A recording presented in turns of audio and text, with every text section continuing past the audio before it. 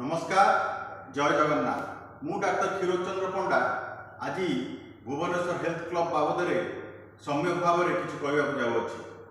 Bhubaneswar health club सृष्टि 2014 मसीह एवं आज को ठीक 9 वर्ष है निरंतर भाव में सुंदर स्वास्थ्य एवं शरीर चर्चा पर विभिन्न जगार कार्यरत। आजिका दिन में भुवनेश्वर हेल्थ क्लब 5टी शाखा करिअछि एवं भुवनेश्वर विभिन्न प्रांत तथा कटक यार शाखा कार्य करुअछि। भुवनेश्वर हेल्थ क्लब शरीर चर्चा एवं सुंदर स्वास्थ्य ऐतिह्य एवं परंपरा सहित जड़ित।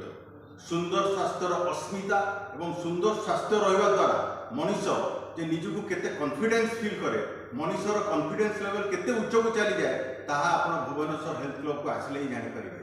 आउ ये जो आमर personal trainer personal coach Shashi बाबू शशि सार जो गुरु शिष्यर परंपरा से जो आग काल गुरु शिष्यर परंपरा आपण किपरि भाव में संयमता रक्षा करेंगे, किपरि भाव में कौन खाद्य खाइले एवं आपणकर को भलिया शरीर व्यायाम कले को भलिया मसल्स आपणकर अति क्लियर भाव में आप देखा ता ऊपर अति सुंदर भाव में तांकर ज्ञान रही एवं से ज्ञान को आप निश्चित भाव में से ज्ञान आहरण करने जगह को आसतु।